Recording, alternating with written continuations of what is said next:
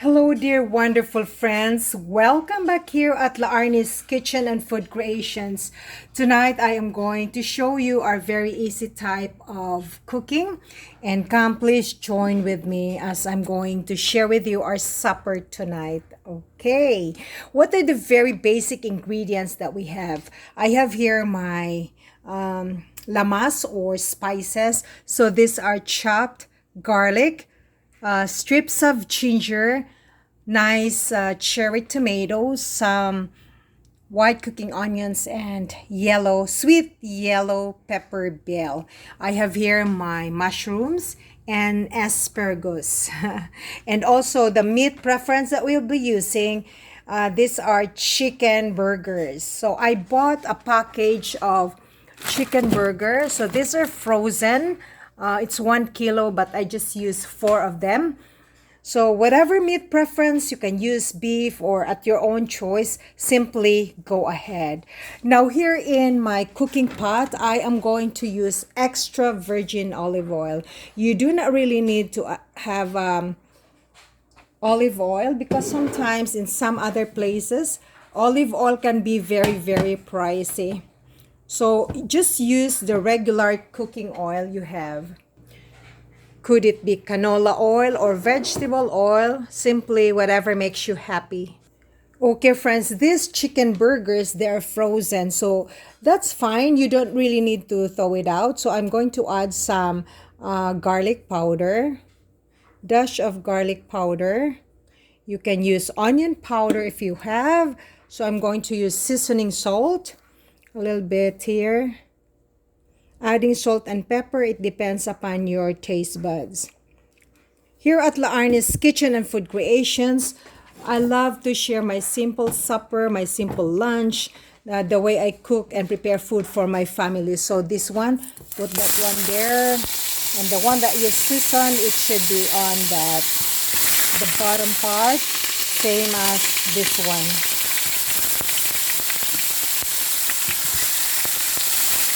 Okay, there you go. So at the top part, we're going to season it a little bit. There you go. And I'm going to add some dash of garlic powder. Beautiful.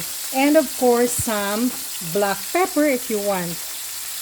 Adding salt and pepper, it depends upon your taste buds. So there you go, wonderful friends. These are our colorful spices. So make sure that when you prepare your food, wash your hands to prevent cross-contamination. I'm sure you always do that. And also, especially our veggies, we have to wash them thoroughly.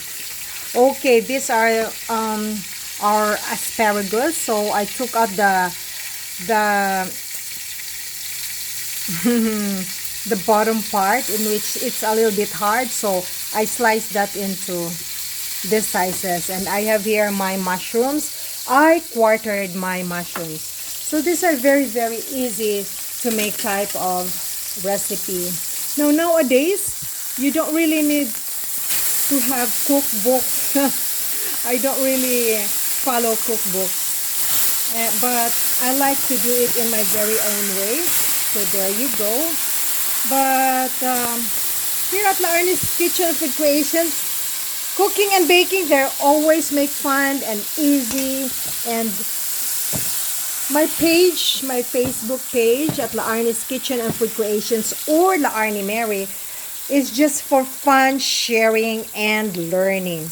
Thus, it gives you the idea on what to prepare for your family's next meal.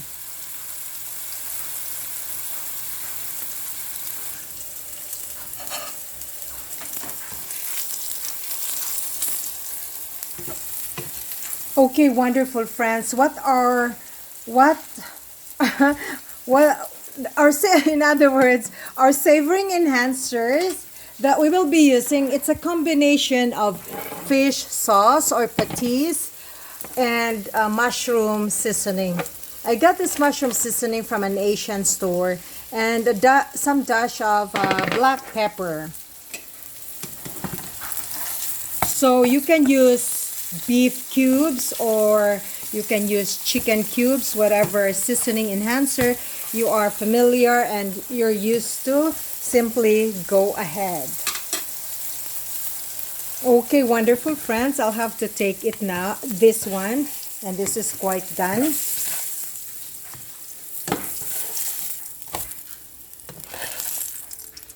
There you go, nice. Okay, let's start sauteing our spices. So first of all, I'm going to add my ginger, strips of ginger.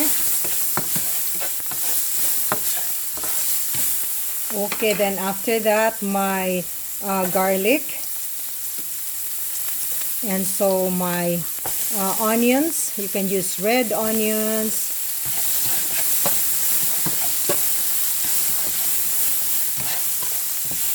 The aroma is really, really great, my lovely friends.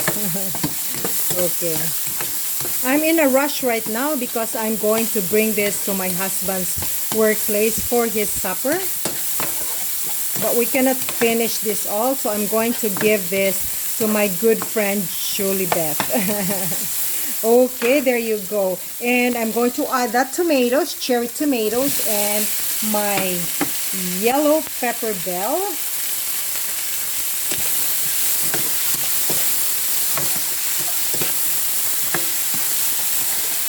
Beautiful. Remember, friends, that different cooks, different moms and dads, they have their own ways of cooking.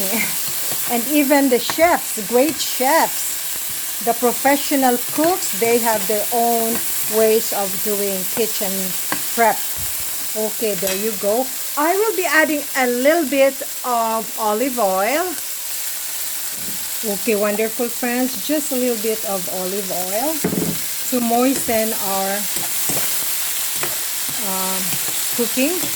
Okay, there you go. So what I'm going to do is I am going to add some black pepper. Adding black pepper depends upon your taste buds as well. Then patis or fish sauce.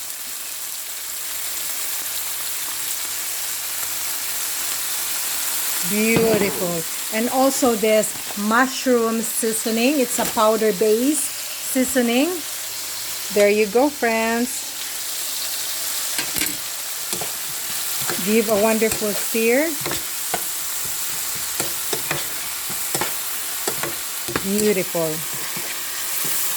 Smash this nice cherry sweet tomatoes that was given to me by my good friend Rachel. Thank you, Mashan. Thank you, Rachel, for the tomatoes. I ran out of tomatoes. Okay, there you go, friends. And then I am going to add my mushrooms. Any mushrooms will do. Oyster mushrooms, shiitake mushrooms. It doesn't really need to be mushrooms that you will be using. Whatever leftover veggies you have in your pantry, simply go ahead. Now the mushroom will produce its own water or sauce. So I don't really need to add sauce here. But I'm going to add a little bit of patis or fish sauce. There you go. And then this asparagus. Whatever veggies you have available in your refrigerator, simply go ahead. Now friends, I am tidying up my refrigerator. So I'm clearing it up. So I have this veggies. So before going for another set of grocery shopping, so might as well use them and clear them up. I'm very productive today. I did a lot of cooking, I did a lot of cleaning, do some little selling of my shakoy and my kilipit. Thank you, wonderful Suki. Okay, beautiful. Okay, wonderful friends. I'm going to mix this one. Shout out to some of my great friends, the birthday celebrants. Happy birthday to the month, those who are celebrating birthdays for the month of April and May. Happy birthday. Okay, there you go, friends. So I have to cover that one and let it be done for maybe 2 minutes. So I covered it, set it aside for 2 minutes. Okay, wonderful friends, what I did into our fried burgers. So I sliced them into cubes, and there you go. So I'll have to add this into our veggies. Simply give a good mix. Beautiful, beautiful. There you go. So this is now the output, or our finished product, our finished cooking product of our chicken. How do we call this one? Like chicken, asparagus, and mushroom. Wonderful friends, I'd like to thank you very much for watching La Arnie's Kitchen and Food Creations. Stay tuned for more cookings and bakings here at my little kitchen. Be safe, be well, and I hope that the good Lord will bless each one of you and your families, and He will keep us all safe, especially in this, not so good times. This pandemic times, and He will shield us.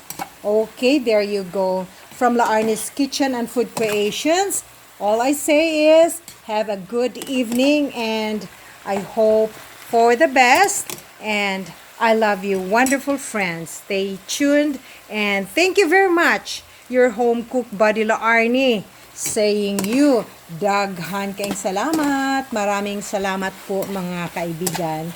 Hanggang sa sunod na pagluluto-luto natin dito sa ating munting kusina.